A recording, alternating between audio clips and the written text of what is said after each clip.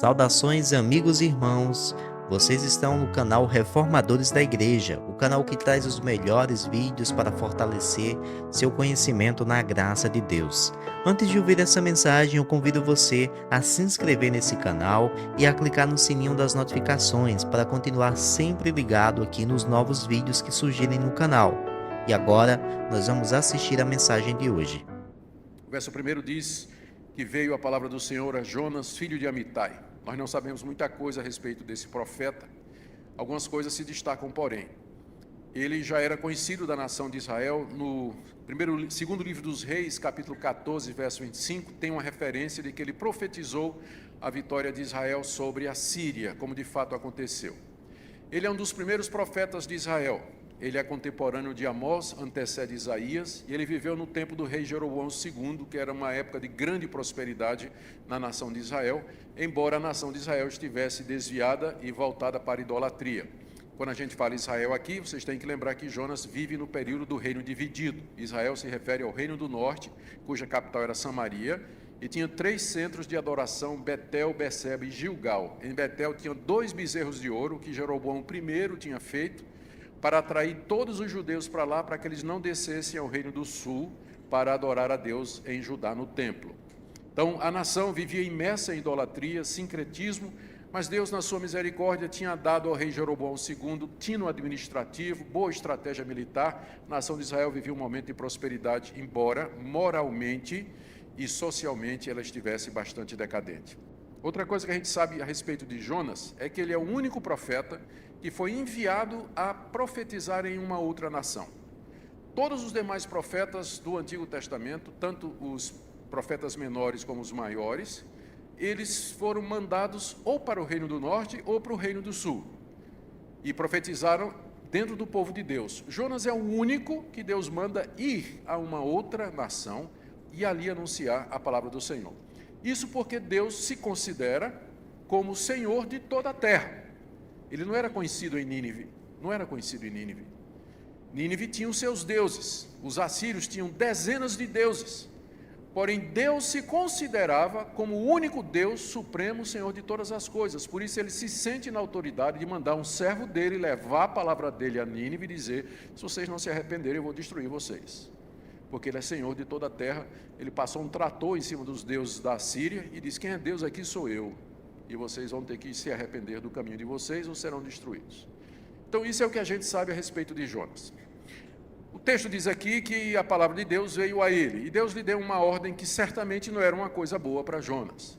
A ordem era ir à cidade de Nínive, que era a capital da Síria, 800 quilômetros ao norte, e ele devia clamar contra a cidade. E Deus diz: porque a malícia da cidade subiu até mim. Provavelmente é uma referência à imoralidade, à impiedade dos assírios, que já havia alcançado um ponto em que Deus disse: já basta, já basta. Mas antes de destruir, eu vou mandar um profeta para chamá-los ao arrependimento. Os assírios eram conhecidos pela violência da sua máquina de guerra, pela crueldade com que eles tratavam os prisioneiros. Eles não tinham dó nem compaixão dos vencidos. Eles tinham uma sede e uma ganância de poder e de dinheiro muito grande. Adoravam o seu Deus, adoravam o poder como sendo Deus. E isso foi mal aos olhos do Senhor, porque ele observa o que acontece entre as nações. E ele resolveu destruir a Síria, começar com Nínive.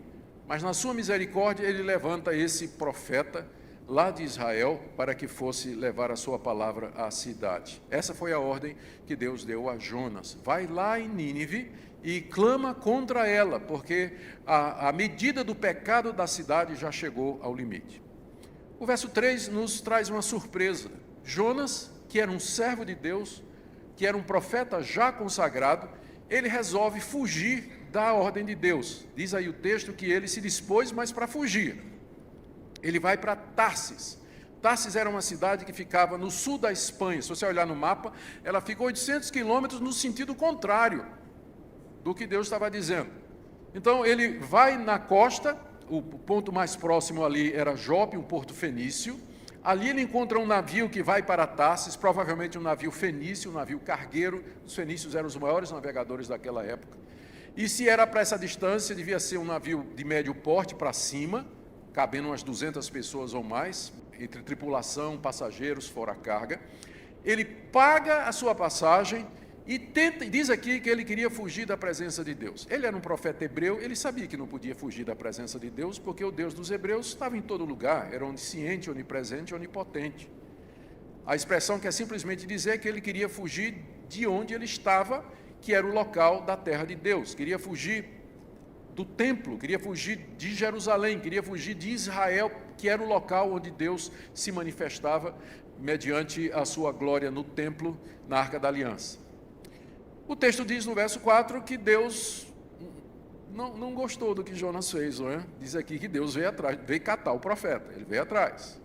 Ele não deixou o profeta, ao contrário do que nós lemos no Salmo 81, não é? Quando Deus diz assim, e o nosso pastor leu, né? Vocês podem andar de acordo com os seus desejos. Ali é porque Deus estava irado com o seu povo. Quando Deus está irado com o seu povo, ele diz, então faz o que você quer. É o pior castigo que Deus pode dar a um pecador teimoso, seja feita a tua vontade. É o pior castigo que Deus pode dar, que nós vimos no Salmo 81. Mas aqui Deus dá uma chance a Jonas e vai atrás de Jonas. Feliz é um homem onde tem o verso 4 na sua vida. Deus veio atrás de Jonas. Então ele não deixou barato não. E aqui nós lemos a partir do verso 4, que Deus usa o seu poder para trazer Jonas de volta ao seu chamado original. Começa com um forte vento e se faz no mar uma grande tempestade e o navio estava a ponto de se despedaçar. O livro de Jonas mostra que Deus é Senhor de toda a criação. O mar obedece a Deus, o vento obedece a Deus, ele vai mandar um peixe que obedece a Deus, ele vai mandar uma planta crescer, que vai obedecer a Deus, ele vai mandar uma lagarta comer a planta, que obedece a Deus. Aqui no livro de Jonas, tudo obedece a Deus, menos o crente. É o único que não obedece a Deus, é o crente. E Deus vem atrás do crente aqui, tome tempestade. Diz aí o verso 5, que os marinheiros ficaram cheios de temor. E notem que eram fenícios, provavelmente, homens acostumados ao mar, marinheiros experientes, mas essa tempestade era diferente.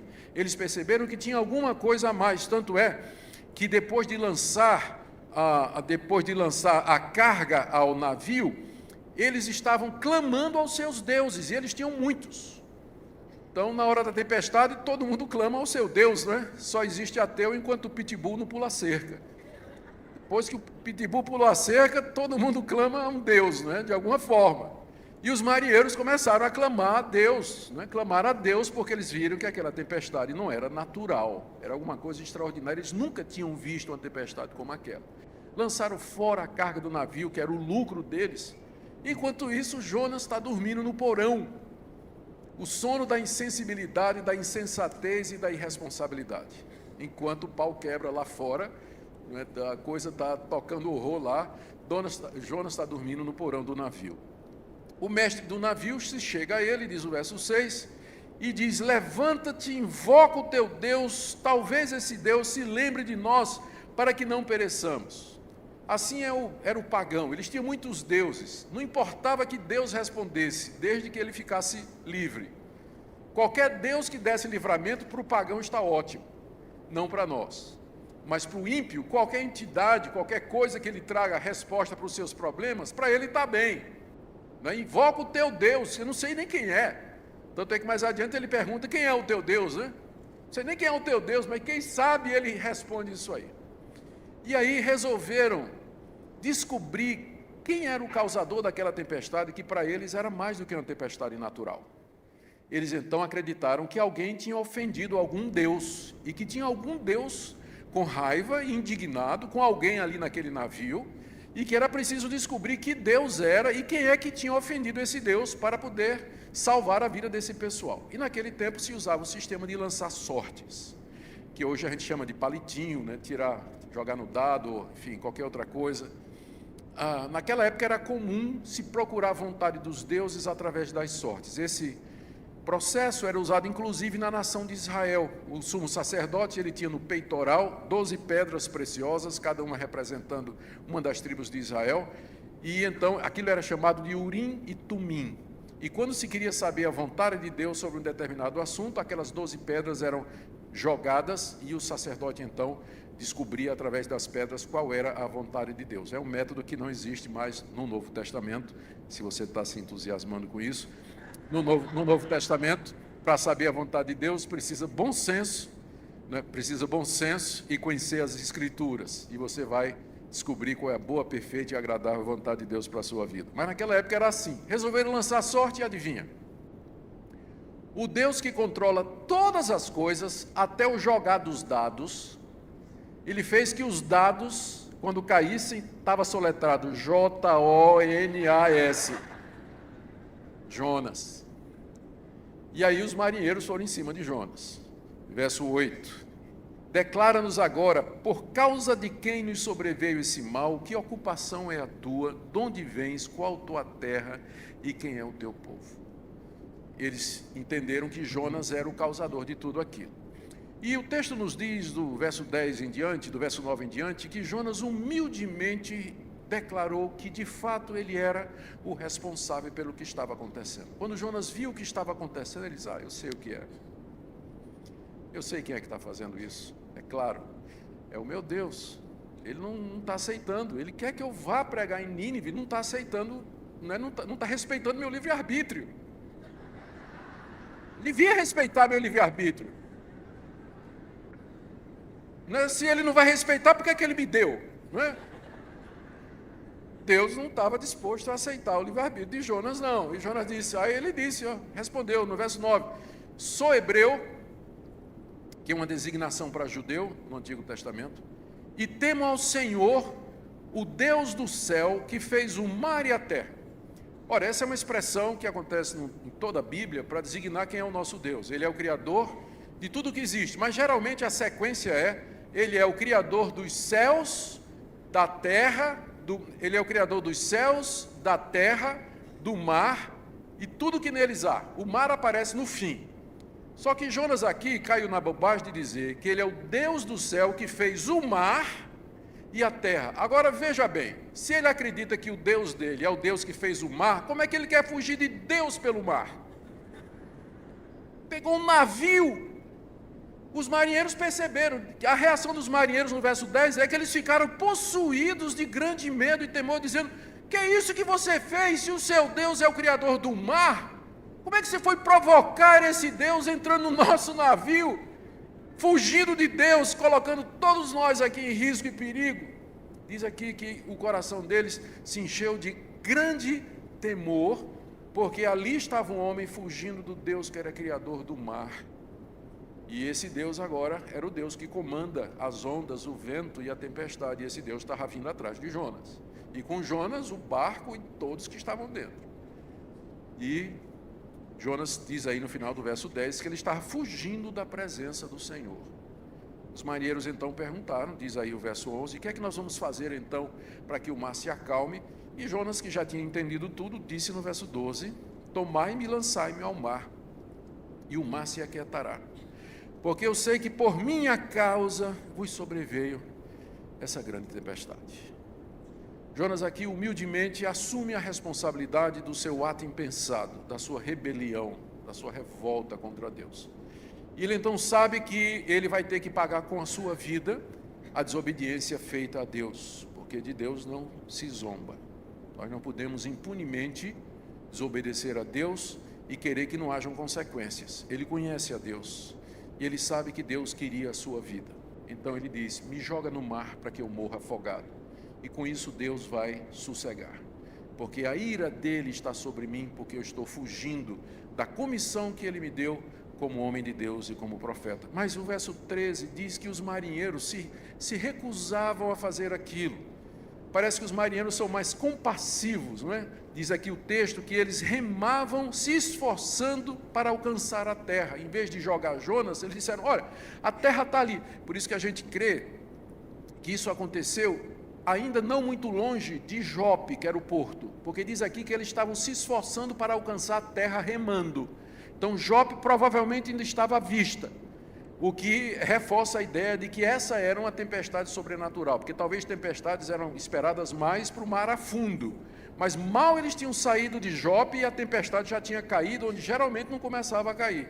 E os marinheiros estavam tentando voltar para Jope remando, mas diz aí o texto do verso 13 que quanto mais eles remavam, mais o mar se revoltava. A tempestade ia ficando cada vez pior. Que é o que acontece quando a gente tenta resolver o problema sem querer seguir o conselho de Deus. O que Deus tinha dito é: eu quero Jonas, joga ele no mar. Não, vamos remar, vamos salvar a situação. E aí, quando tentou fazer do jeito deles, o mar ficava mais brabo ainda. A situação ficava cada vez pior. Finalmente, verso 14, eles perceberam que não dá para brigar contra Deus. Se Deus é por nós, quem será contra nós? Mas se Ele é contra nós, fazer o quê, não é? Finalmente, eles se renderam e pediram a Deus no verso 14 que eles não fossem considerados culpados da morte de Jonas. Senhor, não faças cair sobre nós esse sangue. Nós vamos fazer o que o Senhor está mandando. Mas é porque o Senhor está mandando, não nos culpe pela morte desse homem. E no verso 15, eles levantam Jonas, lançam no mar e cessa o mar a sua fúria. Na hora que Jonas cai na água, vem a calmaria. E diz aí o texto no verso 16 que os homens temeram ao extremo a Deus. Vocês perceberam que há uma gradação, né? No verso 5 diz que os marinheiros estavam cheios de medo. No verso 10 diz que eles ficaram possuídos de grande temor. E no verso 16 diz que eles temeram a Deus em extremo. Tudo isso serviu para criar no coração daqueles marinheiros o temor ao único Deus verdadeiro. A ponto deles, segundo o verso 16, oferecerem sacrifícios ao Senhor e fazer votos. Quantos ali se converteram de verdade ao único Deus dos céus e da terra, só a eternidade vai dizer. Pode ser que alguns simplesmente acrescentaram Deus de Israel aos deuses que ele já tinha. Pode ser que outros renunciaram completamente aos seus deuses, dizendo: não são deuses, porque nós clamamos e nenhum nos atendeu. O único Deus verdadeiro é o Deus de Jonas. Pode ser que isso tenha acontecido. E pode ser que na glória nós encontremos alguns desses marinheiros que se converteram durante aquele evento. O que mostra que Deus, Ele está trabalhando mesmo no meio do caos aparente. Enquanto a tempestade está rugindo, a perplexidade, a angústia, as pessoas estão sem saber o que fazer, a proximidade da morte, mas Deus está cumprindo um plano. Ele está seguindo o seu propósito, os seus decretos eternos estabelecidos na fundação, antes da fundação do mundo. E nos planos de Deus estava a salvação e a conversão desses marinheiros através da rebeldia do seu profeta. Deus transformando o mal em bem e usando os meios que Ele quer para atingir os propósitos que Ele determinou. E o verso 17 diz que Deus preparou um grande peixe para que tragasse a Jonas. Jonas cai, e a gente, quando lê esse texto, a gente tem a impressão de que Jonas, o caso de Jonas, que nesse momento é o castigo de Deus, né? Que o peixe foi o castigo de Deus. Na verdade, o peixe foi a salvação de Jonas, senão ele morreria afogado. Ele cai no mar, começa a afundar e de repente o peixe vê ali e engole Jonas. O debate sobre que peixe é, ele é infrutífero, né? Alguns dizem que era uma baleia, outros negam que uma baleia possa fazer isso. Se especula que era um tipo de cachalote ou então um tubarão-baleia, que tem uma goela maior do que uma baleia azul comum, por exemplo. O texto hebraico diz apenas que era um peixe. A ideia de baleia é mais uma ideia dos professores de escola dominical que querem explicar para as crianças. E então, como o peixe maior que elas conhecem é uma baleia, a gente vê aquelas sempre, né, nas historinhas de Jonas, aquela baleia com um jatinho de água saindo em cima, a boca aberta e Jonas, né, sendo sugado ali para a boca da baleia. Mas a gente não sabe que peixe foi. Deus podia ter usado alguma criatura já existente ou poderia até ter criado uma, se fosse a vontade dele. Para nós não é dificuldade nenhuma os milagres do livro de Jonas. Porque se nós cremos no Deus que criou os céus, a terra e o mar e tudo que neles há, isso aqui não é nenhuma dificuldade para ele.